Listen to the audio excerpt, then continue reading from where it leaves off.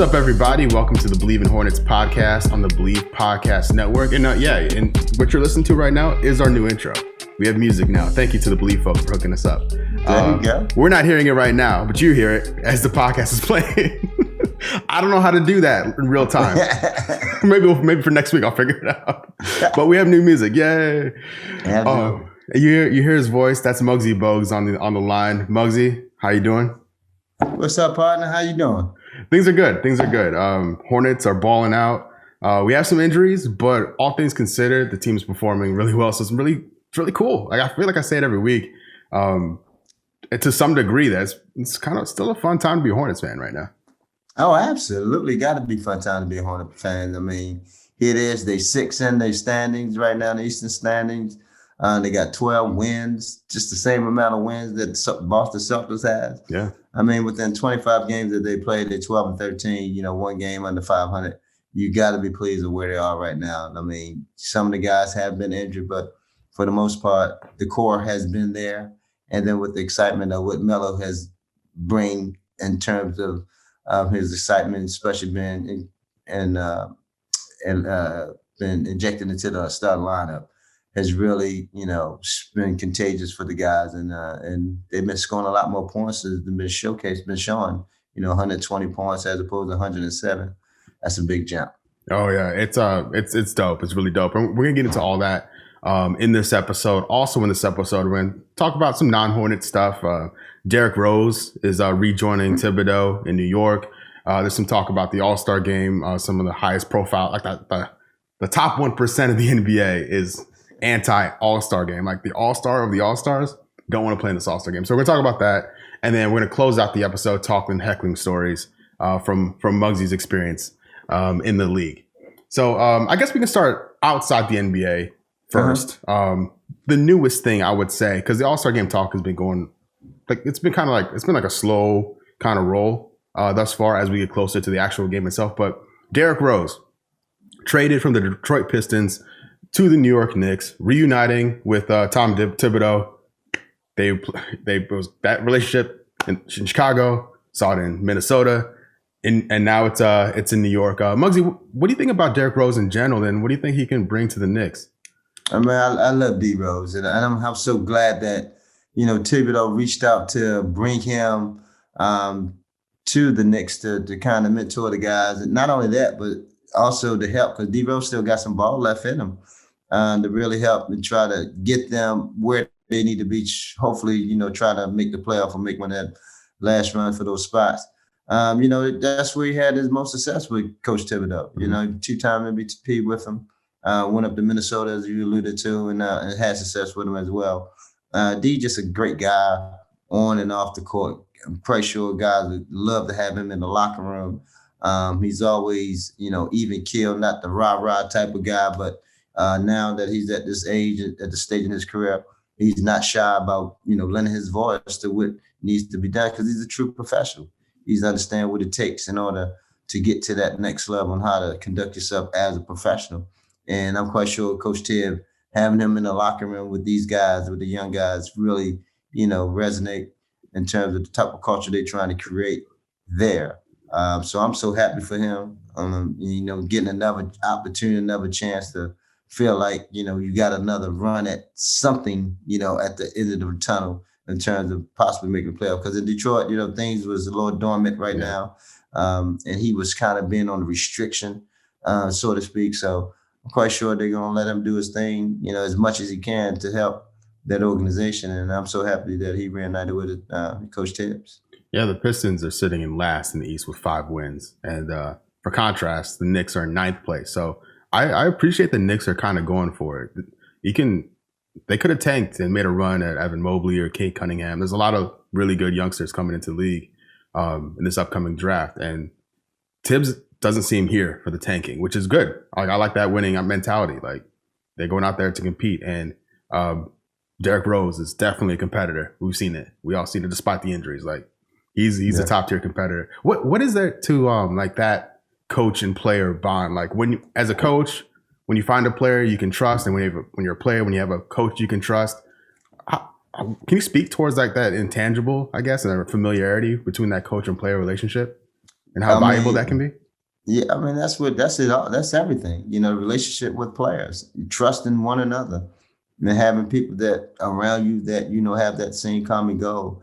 And with a player standpoint, I mean, here it is. When you're a coach, you can't engage with players, to a degree, on and off the court. I mean, off the court is so much that you do just on the court, but as a player and having that guy that you trust, that knowing that he's saying the right stuff, he's also bringing the right stuff as an example, it speaks volumes and it spreads contagious around your players.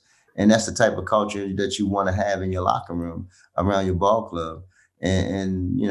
So when the coach feel like they need to reach out to a type of player that brings that type of stability, that type of leadership, that type of culture to your program, especially that still have some gas in the tank, more times than not, they try to go out and make it happen. And here it is, they was in a situation to bring back D Rose. Like I say, he still has he still has left in his tank.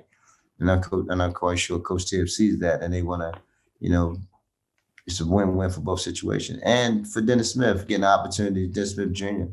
Now, hopefully he can rejuvenate himself and resurrect his career down in Detroit, because he's a talented player. We can't forget about how talented and skillful this kid is.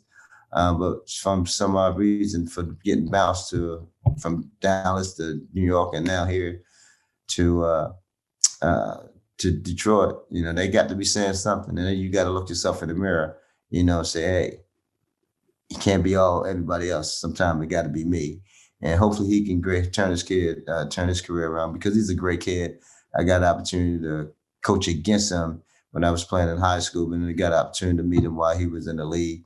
And hopefully that, because he's a great kid, come from great genes, and hopefully he can kind of get himself together because he's so talented. Yeah. Good luck to everybody involved. The Pistons organization have made some interesting moves in the offseason. I'm not sure where their focus is, but hopefully the players in there with the franchise now can excel in their new surroundings. But kind of looking on the other side of the spectrum, in a way, the All-Star game is approaching next month. When this new season started, there was plans for no All-Star game, just the All-Star break. I guess they would have just named an All-Star team and just kind of went that way and let these guys rest and recuperate during that stretch. But within the last week or so, the league announced that they're going forward with an All-Star game on March 7th.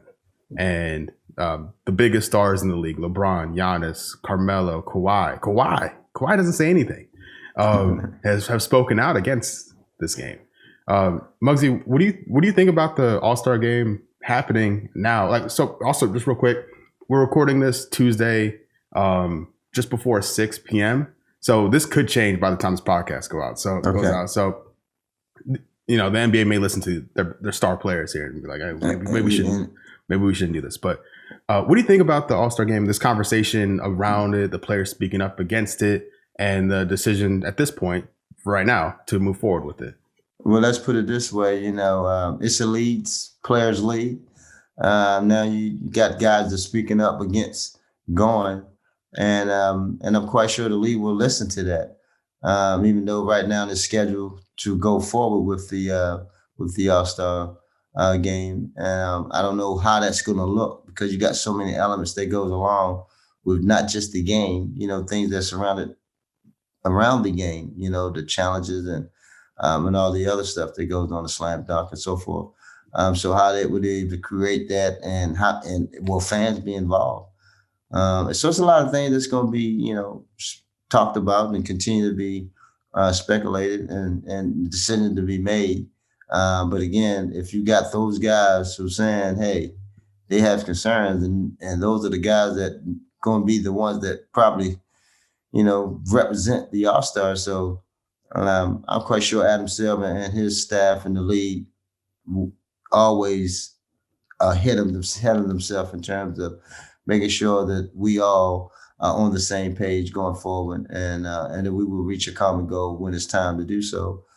So with that being said, I don't know if it will take place, because you guys are now speaking up, because those guys are some big voices that's being lent to not going.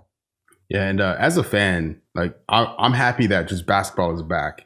I'll say like, I'll trade the regular season for the All-Star game. Like give me the regular season and give these guys the week off. I'm cool with just regular season basketball and postseason basketball. I don't need the All-Star game this year. Like let's just get these guys help. Like let them rest, let them stay safe, and let them gear up for the second half of the season. Because to be truthful about the All-Star game is really for the fans. Yeah. It's not the players. Players there to entertain, but it's more or less for the fans, to give the fans the opportunity to engage with the players, and because they don't have an opportunity to be that up close with them and that type of freedom that they have during the All-Star game. So that's really more or less what the All-Star game is for. So if fans can't be there, then sometimes like with the point. Yeah, and it's if the game does go forward, or if it just ends up being a team, the Hornets may have some representation there. Gordon Hayward, I think, was slided in 9th, I think, in All-Star voting. Yeah, right now he's a little slided out. Oh, did he slide out? As you say, he's 9th. You got him. Yeah. So like it's he's in there. He's in the mix among the East. Yeah. Yeah. So he still has some ways to go, I guess, to like solidify a spot. But it's nice to see a little Hornets logo. The name there. Yeah. It says the Hornets right beside it. Yeah.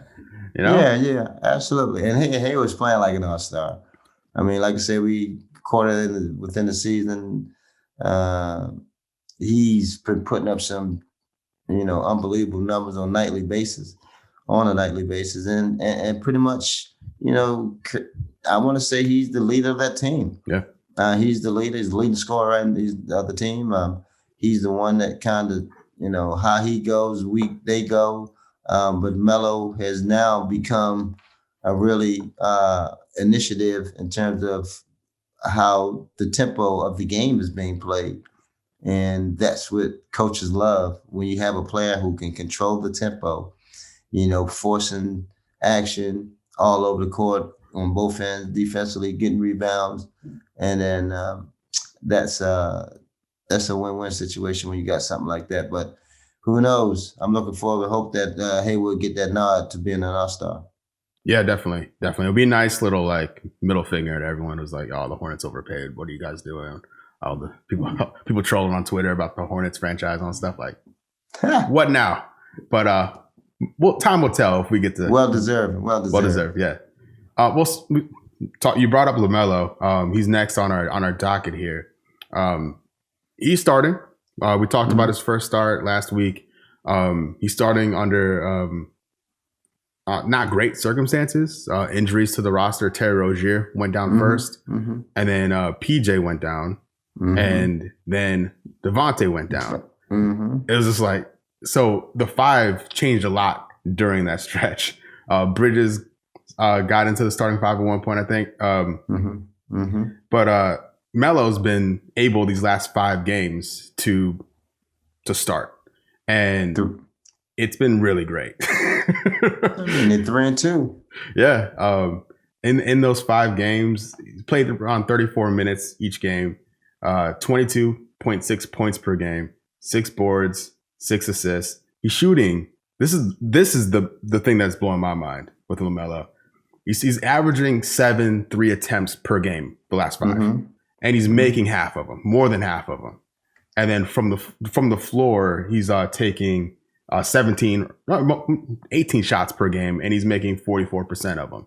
So LaMelo shooting the ball is something that it's an element that can take his game to the next level, I think. And with his playmaking ability and rebounding ability, he's gonna be a problem. He's gonna be a problem for the rest of the league. His confidence is growing, and now that I think he understands, that trial at the beginning, how they was able to play him, protect his minutes, bring him in.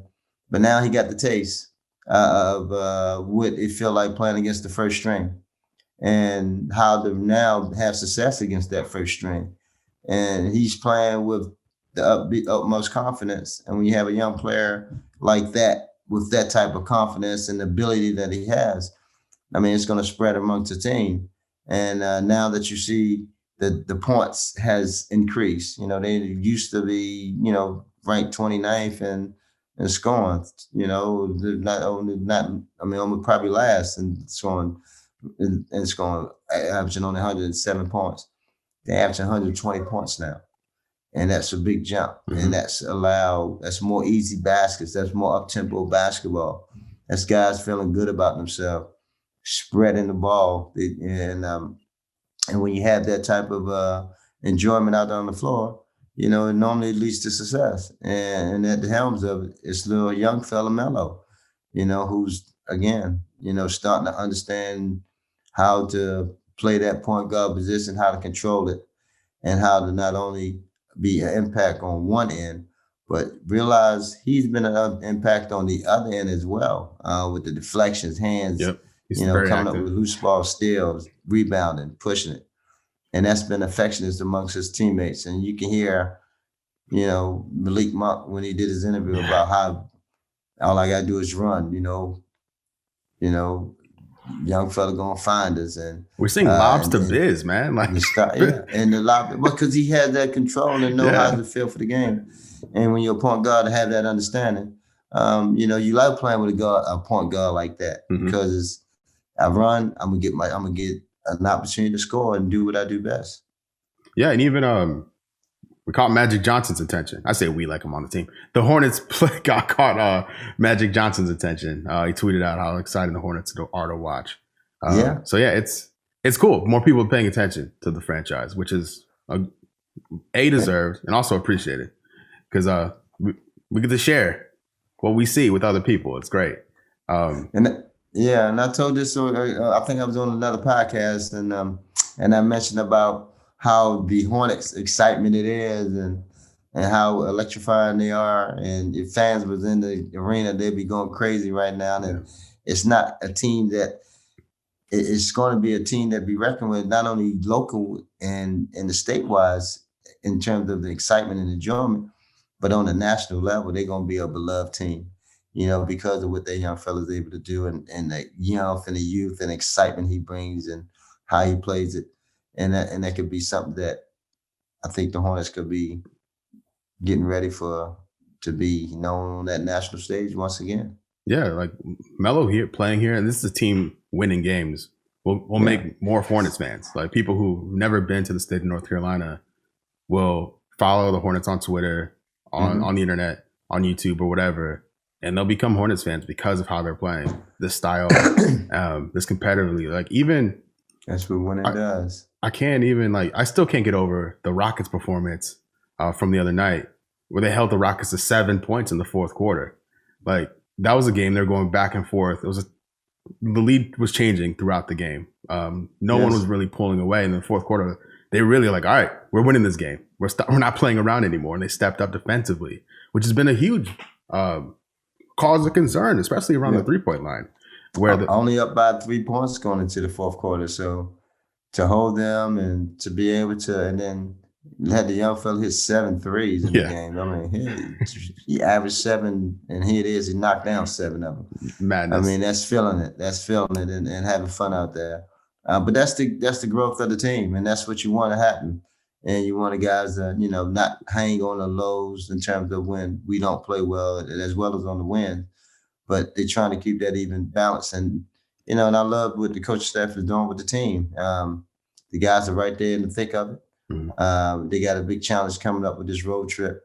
But right now, Memphis, I think will be the next one they got to face. Yep. And that would be a good challenge for, to see what they could do with that game. But you love this 2-game double figure by 20 type of wins. And they let you know that, hey, we can do it if we go out here and put it all together on both ends of the floor. And you know who also loves it? Nick Richards. He got to play. The Hornets had a lead. Nick Richards came on and he got active. He was sending in bounce passes from the top of the key. He was getting rebounds. I think he had a couple dunks over the course of the 2 games. So everyone caught a glimpse of Nick Richards, who very, very, very, very small sample size. So it's hard to get too excited about anything. But I like the way he moved on the court. Just first impressions. Love to see him play more. Hopefully we get to see more of him as the season goes on. But yeah, so things are looking good, I think. Although, caveat, Devonte Graham, he's been ruled out for the Grizzly game, for the Memphis game, with that groin injury. So hopefully we get him back soon. When Devonte is fully healthy again, how do you anticipate him fitting into the team? Like, do you anticipate him going back to the five or into the starting five, coming off the bench? What do you think? I had to get choked up there on my own one day. Well, that's going to be a coaching decision there. It depends on how the team is playing. You hate to lose your starting position, as an injured, when you're injured, no one, the rules say, you can't lose your job as a starter. You can't lose your starting position once you get hurt. But it all depends on how the team is playing and how well they're gelling, where Devonte is health-wise in terms of how he's feeling, how many games has he missed, how long has he been out. So, that's all going to go into the coach's decision when making that. But I'm quite sure, with the team that they have, no egos over there. I think guys are really understanding that, hey, it is what it is. I'm going to get my minutes. But, just stay ready when the opportunity comes. So I don't think it's going to be any different when Devonte get healthy again and when he decide to come back. But again, if the team is gelling and Melo got this team playing up-tempo, winning basketball, that's a hard decision to kind of take him out the lineup. Mm-hmm. And when we played the Sixers, that's a very tough opponent. We didn't have Terry or PJ that game. And we got a glimpse at the bench without two of the franchise's best players being out. And with Devonte back in the mix and having the options of, like, hypothetically, if Devonte is the sixth man and he's in that he's in that second unit with Bridges and Monk, hopefully, that's a trio off the bench that is really solid. I think a lot of teams would be jealous of that. Those three guys coming off the bench. That's a lot of power, scoring power right there, coming in. If D can accept that role, because it gives so much versatility, because you give you another point guard, not only that, but another scoring point guard that has that ability to change the tempo of the game and so forth. It remind me of Van Fleet back in the day when he was coming off Toronto when he was on that championship run. So I can see that. I really can see that in that regards, and it can work. Like I said, it all depends on continuously how this unit continue to go out there and play. And if that's something that's still happening and you winning, quite sure that Coach JB gonna, have a hard decision to make in terms of, again, wanting to change that lineup. Mm-hmm. I'm here for it. I'm excited. I'm always excited to see the starting five get tweeted out by the Hornets Twitter, just to see now that we're in, because for a while we knew they could have used the same graphic every night. Like, we knew what we were going to see each time the Hornets games were coming around. But now it's getting a little intrigue, game within the game action, which is really cool, because it means we have options, and who doesn't love options? So up next we have the Grizzlies, Timberwolves, Spurs, and then the Bulls again. So I look at that and I want Devonte just to chill. Like, it's a soft tissue injury. Those things can be recurring. Like, make sure he's right. Not, like, I'm gonna regret saying this again, like I did last time when we played the Grizzlies. The Grizzlies aren't the toughest opponents in the world.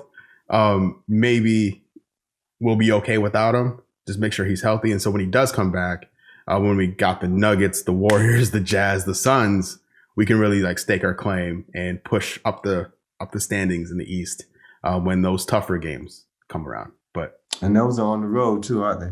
Yeah, that's a hell of a Jazz. We have the Warriors at home, and then Jazz, Suns, Warriors again, Kings, Blazers, and then the Timberwolves to close out the first half of the season. So we're running out of games in this first half. So it's interesting. It's interesting. But like the way we are, thus far. Most definitely. It'll be like going into the year. I thought the Hornets had a good shot at the very least, finishing in like the play-in zone. Right, the play-in, right. Uh-huh. If the Hornets can avoid that altogether and like finish 6th or higher, even better. Yeah, well, you wouldn't expect Miami to be where they are. Yeah. Right there. So you figured that, they will probably make a jump in some sort of way, as well as Toronto and something. So, again, we control our own destiny. We worry about us. Mm-hmm. And if we continue to keep doing what we're doing, because we got some quality wins in there, get some quality teams. And but it all comes to if we can win on the road. You got to be able to win on the road and get some wins. And then come home and make sure you protect home. Yep. Because, you protect home, you got 70. We used to always say 82 games, 41 home, 41 away. Now you got, 72 games, mm-hmm. So you got to break that down to where who get that odd game at home. So you 31 now is 35, 30, 36, 36. Yeah. Yeah. Yeah, so that's what it is. You get 36 home games, 36 away games. So you got to make sure you protect home. Most important. That's how you kind of keep yourself in that hunt, where, because that road could be very challenging once you get out there. Oh, most definitely. Well, speaking of the road, and this segues nicely into what I teased, I guess, at the beginning of this podcast, hecklers. The courtside Karen incident happened between recordings, so we didn't get a chance to really talk about it on the podcast. Mm-hmm. The specific, I want to take it away from the specific incident itself, right? Because it's kind of old news, really, at this point. Yeah. But mm-hmm. I want to talk to you, Mugsy, about any experiences you've had with hecklers during your playing days, and how you deal with it, or like any crazy things you've heard on the court. Yeah, well, hecklers is always at arenas. Especially, Cleveland. You had the one in Cleveland with a man with the glasses on. Always was there heckling all the opposing team when they come in, as well as Washington. Washington Wizards now. They were the Bullets back then. I always had the heckler right behind the bench, and he was a lawyer. And I recall one game, here it is, we playing the Bullets, and Coach Gene Littles was our coach. He decided to call timeout, and our assistant coach was Tom Nasaki. He was one of our assistants, and myself, Rex Chapman, and all us was on the team. So Rex wasn't too happy with what was going on with the situation, so he decided to tell the heckler behind us that our assistant coach had a toupee on, and so. And Rex, so he was like, "What?" He said, "Yeah, Coach Tom Nasaki has a toupee on." So it was quiet in the arena. The timeout was taking place, and the heckler stood up and hollered, "Oh, Tom Nasaki, oh, Tom Nasaki, that's not a toupee you're wearing, is it?" Oh, Rex Chapman said, "You're wearing a toupee." So, man, he had everybody dying laughing in there. So that was one that stood out. And then last but not least, we had one that we went to Detroit. I was with the Washington Bullets my rookie year. And they had a heckler in there. His name was Leon Love. Yeah. Leon Love, he always got on the player, sat right behind the opposing bench. And the court that Detroit had was always lift above the seat. So we kind of had our seat where they had the above court. Okay. So we sitting there watching the game. I'm sitting there, before I get subbed, before I'm about to go in. So Leon holler, hey, Manu, why don't you sit Mugsy on your knees so he can see the game? So he used to always kind of holler at us about those type of things, man. But heck, he talk about warm the bus up because you ain't getting in the game, told Manu that. So, but those guys like that always stood out in the arena, man. It was so much fun. It was all in fun, though. Yeah. No one crossed the line. Like, everyone, we're here for the spirit of the sport. Yeah. Yeah, that's great. Yeah. Nobody talking about your mama, none of that type of stuff, your wife, all that stuff. So, but it was always personal towards you, because we had a guy, J.R. Reed was another guy that he got on. Yeah. J.R. Reed, that's Herman. I heard your name was Herman. There's a telephone call. It's Dean Smith. He said, Herman, J.R. Reed, you can read. It's all kinds of stuff, but it was funny. It was funny. Oh man, that's awesome. Yeah. It's unfortunate with no fans in the building. We're limited to the viral stuff, the toxic stuff. But because it's is what it is. Thankfully, all folks aren't like that, that incident, and people are more playful, I guess. Yeah. In what you've experienced. Unfortunately, that happened. Thankful that everybody apologized and moved on. Yeah. Because at the end of the day, it's not that serious. Oh, definitely. It's just a game at the end of the day. Yeah. But yeah, this has been fun. This has been fun. Before we say goodbye to everybody, Mugsy, is there anything else you wanna get into?